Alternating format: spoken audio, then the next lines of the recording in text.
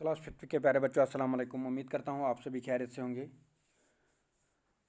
मैं आपको इस क्लास में आज की हमारी इंग्लिश क्लास में फिर से एक बार वेलकम करता हूँ। तो प्यारे बच्चों, आज की इस क्लास में हमने जो पिछली क्लास में हमने एक लेसन शुरू किया था, you are old father William के नाम से, उसका बकिया हिस्सा जो है, बच्चा कुचा हिस्सा, we are going to finish that part now in this class, today's class.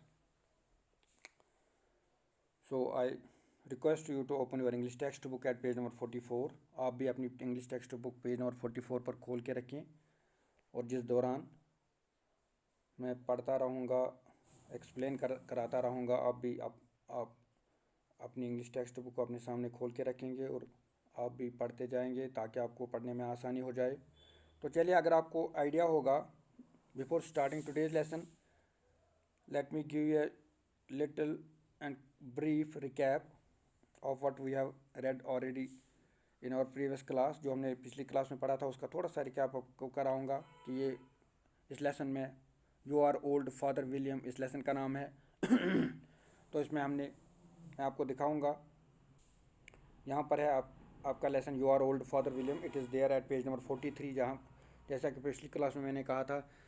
और ये इस लेसन में एक कन्वर्सेशन हो रही है। There is a conversation is happening between two people. One is a young boy, young man, and another is an old man. As it looks, जैसा कि इसमें पता चलता है कि एक बुज़ुर्ग या बूढ़ा आदमी, जिसको सेज भी यहाँ पर साधु भी कहा गया है। तो दरअसल ये जो लड़का, छोटा लड़का है, ये फादर विलियम का बेटा है। ये अपने बाप से कह रहा है कि आप बूढ़े हो गए हैं, तो आप ऐसी ऐसी हरकतें कैसे कर सकते हैं। तो पहली बात जो उसने बेटे ने इसकी की थी कि आप बूढ़े हो गए क्योंकि आपके जो है बाल सफ़ेद हो गए हैं। यहाँ पर जो दूसरी लाइन आप देख सकते हैं, एंड योर हेयर, यहाँ पर है and your hair have become white, कि आपके बाल सफ़ेद हो गए। तो आप कैसे कर पाते हैं, आप सिर के बल खड़ा कैसे हो सकते हैं, कर सकते हैं आजकल आप। तो आपको नहीं लगता कि आपकी इस उम्र में ये सब ठीक नहीं होता, ठीक नहीं, ये आपके लिए ठीक नहीं है। तो उसके बाद फादर विलियम ने जवाब दिया था। ये मैं आपको थोड़ा सा इसका बैकग्राउंड दे रहा हूँ कि आज जो हमें पढ़ना है, इससे पहले हमने क्या पढ़ा था।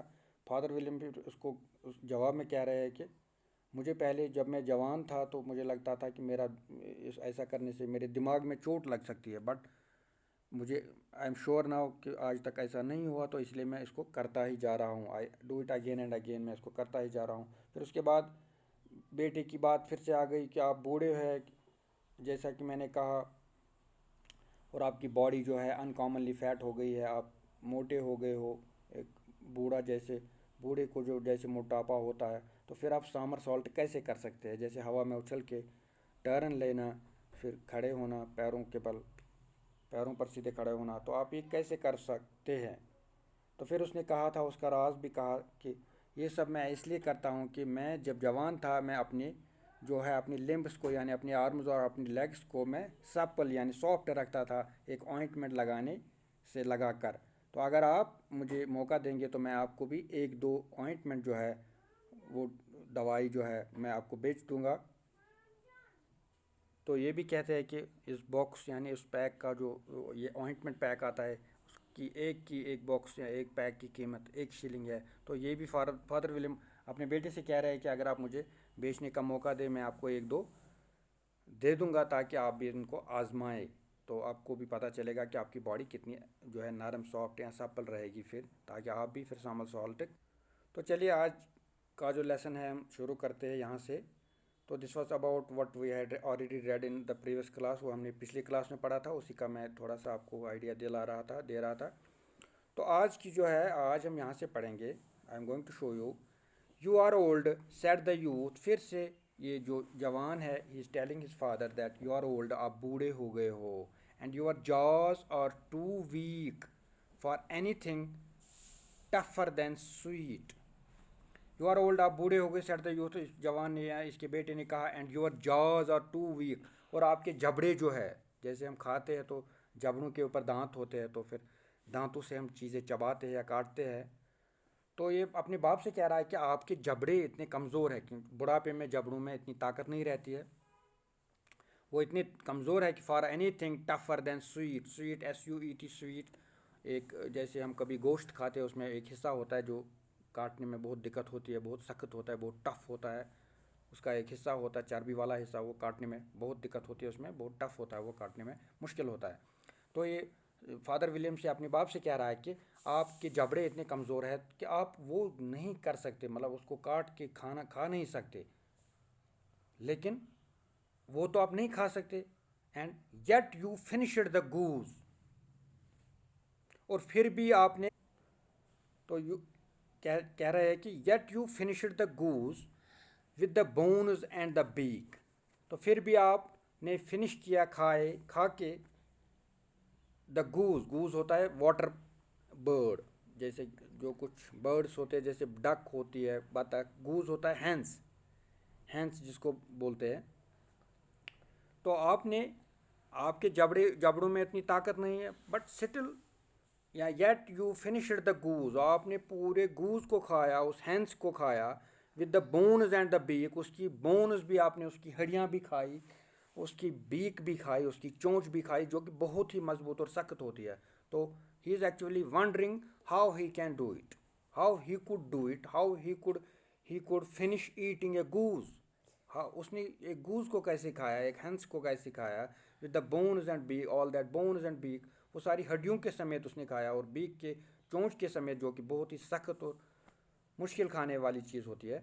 तो उसके बाद pray how did you manage to do it, so he is again praying, praying means he is asking, he wants to know how did you manage to do it, आपने ऐसा कैसे किया, आप ऐसा कैसे कर पाए, how did you manage to do it, आप ऐसा कैसे कर पाए, इसका राज क्या है, आपके जबड़ों में इतनी ताकत नहीं है। तो उसके बाद in my, now it's again turn of this father William, he is now replying, अब वो रिप्लाई दे रहा है, इन माई यूथ, जब मैं जवान था, again he is replying in the same way, same pattern, उसका सेम एक स्टाइल है बोलने का कि जब मैं जवान था। In my youth said the father, father saying कि जब मैं जवान था, I took to the law, I took to the law and argued each case with my wife. I took to the law, तो इसका मतलब है लॉ यानी कानून। I took to the law इसका मतलब है कि मैंने कानून पढ़ा था। इसने कानून का जो सब्जेक्ट होता है, जैसे वकील लोग पढ़ते हैं, फिर कानून पढ़ के कोर्ट में डिस्कस, बहुत सारे केस होते हैं आपस में, जो झगड़े लोगों के होते हैं, फिर वो झगड़ों को निपटाने के लिए लोग यूजुअली जाते हैं वकीलों के पास, लॉयर्स के पास जाते हैं, उनको लॉयर्स कहते हैं। तो उन्होंने कानून पढ़ा होता है, कानून की तालीम पढ़ी होती है। तो आई टुक टू द लॉ, मैंने कानून की तालीम पढ़ी, एंड आई आर्ग्यूड, मैं पढ़ता था कानून, and I argued each case with my wife, मैं हमेशा हर केस अपने, जो भी वहाँ पर केस होता था, जो भी कोई मसला होता था पढ़ने के लायक जो मैं पढ़ता था, एंड आई आर्ग्यूड, मैं उसको डिस्कस करता था, मैं उसमें जो बहस होती है वो किसके साथ करता था, ईच केस, हर एक केस को मैं बहस करता था उसके बारे में, विद माई वाइफ, मैं अपनी बीवी के साथ हर एक केस। ये अजीब किस्म का जवाब है कि इसके जबड़ों में क्यों ताकत है, इसके ये चबाने की जो ताकत है, खाने की, काटने की ताकत जो दांतों और जबड़ों में है, उसका जवाब इसका फादर विलियम का एक ये जो है अजीब फ़नी जवाब है कि मैंने जवानी में कानून की तालीम पढ़ी थी, और उस दौरान जब मैं कोई केस होता था उसको मैं आर्ग्यू करता था, मैं बहस करता था अपनी बीवी के साथ, तो उस बहस करने से क्या होता था फिर,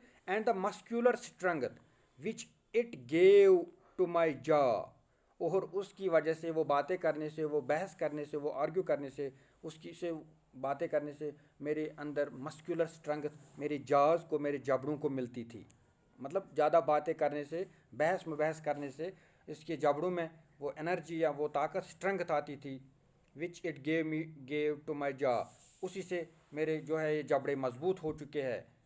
has lasted the rest of my life, and that strength, that power has lasted the rest of my life, वही ताकत, वही स्ट्रेंथ, वो मेरे साथ अब पूरी ज़िंदगी मेरे साथ अब रह गई है, मेरे जबड़ों में वो ताकत अब रह गई है।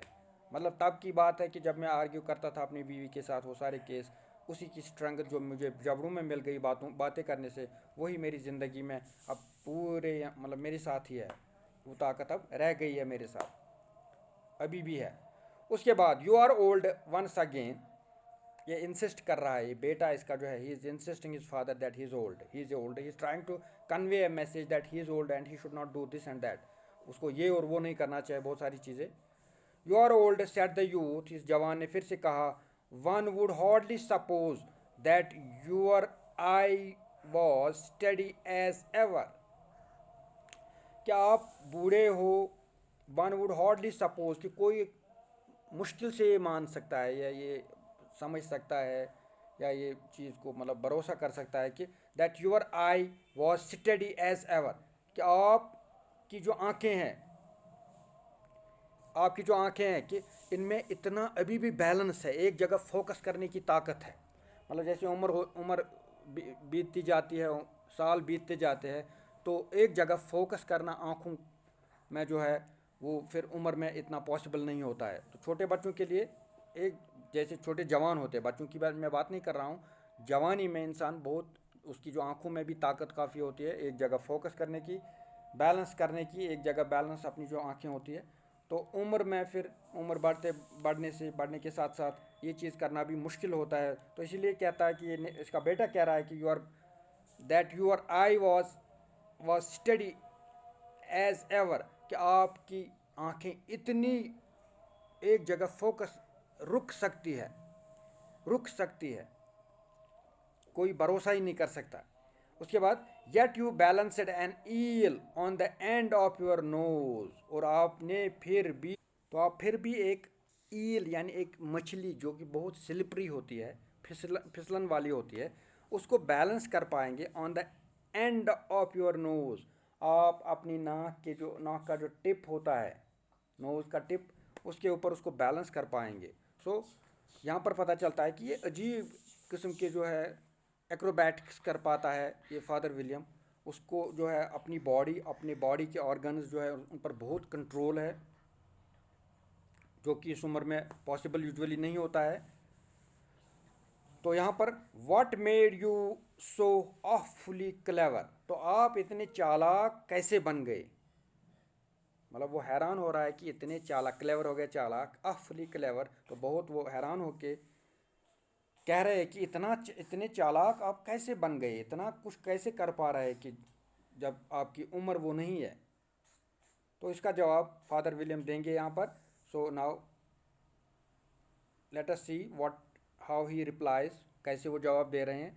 आई हैव आंसर्ड 3 क्वेश्चंस, अब फादर विलियम की बारी, वो बोल रहे हैं कि मैंने 3 सवालात के जवाब दिए हैं। I have answered 3 questions and that's enough, और वो काफ़ी है, एनफ मीन्स काफ़ी, अब मैं सवालों के जवाब नहीं दे रहा हूँ शायद। सेड हिज फादर, उसके फादर ने कहा, don't give yourself airs, अब आप खुद को ज़्यादा हवा मत दे दो, ज़्यादा आप अपने आप को ज़्यादा मत समझो, अपना भाव मत बढ़ाओ, अपने आप को ज़्यादा हवा मत दे दो। आप आप अपने अपने को मुझसे बड़ा ज़्यादा मत समझो। मतलब आपकी अब इतनी औकात नहीं है कि आप मुझे बार बार बहुत सारे सवाल पूछेंगे और मैं जवाब देता जाऊंगा। तो इसका मतलब यही है, do you think I can listen all day to such stuff. अब थोड़ा सा गुस्सा यहाँ दिख रहा है फादर विलियम को, ये अब जवाब दे रहा है कि डू यू थिंक, क्या आपको ये लग रहा है कि I can listen all day, मैं पूरा दिन आपकी बातें सुनूंगा, to such stuff, all day to such stuff, जो कुछ आप बकते जाओगे बोलते जाओगे, ये जो भी आपके दिमाग में आएगा वो सब आई विल कंटिन्यू लिसनिंग, या आई कैन लिसन ऑल डे, पूरा दिन मैं सुनता रहूँगा टू सच स्टफ, ये सब जो बोलते हो आप। बी ऑफ, और I will kick you down stairs, be off हो गया, अब ये बंद करो, ऑफ हो गया बंद करना, ये सब बंद करो, और I will kick you down stairs, या तो मैं आपको सीढ़ी से बाहर किक करके फेंक दूंगा, मैं आपको मैं आपको सीढ़ियों से नीचे फेंक दूंगा।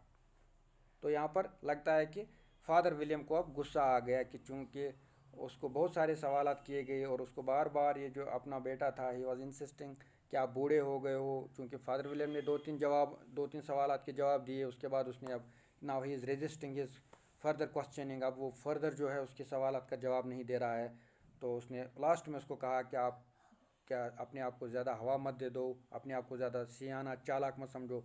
इसका मतलब ये नहीं है कि I am going to listen all day मैं पूरा दिन ये सुनूंगा, आपका जो भी स्टफ़ है, जो whatever you all day to side stuff जो कुछ आप बोलते रहोगे, तो ये सब बंद किया जाए। मैं नहीं तो मैं आपको डाउन स्टेयर्स यानी सीढ़ियों से नीचे फेंक दूंगा या ऊपर से नीचे फेंक दूंगा। तो चलिए, आज के लिए इतना काफ़ी है। ये हम इस यहाँ हमने ये जो है पूरा लेसन, इस दूसरे क्लास में हमने पूरा लेसन ख़त्म किया। इंशाल्लाह हमारी जो अगली क्लास होगी उसमें जो कुछ क्वेश्चंस यहाँ पर होंगे, तो I will try to answer those. I will write down the answers of those questions, और उसके बाद उनको एक्सप्लेन भी करने की कोशिश करूँगा एक वीडियो में। तो चलिए, तब तक के लिए अपना ख्याल रखिए। अल्लाह हाफिज़।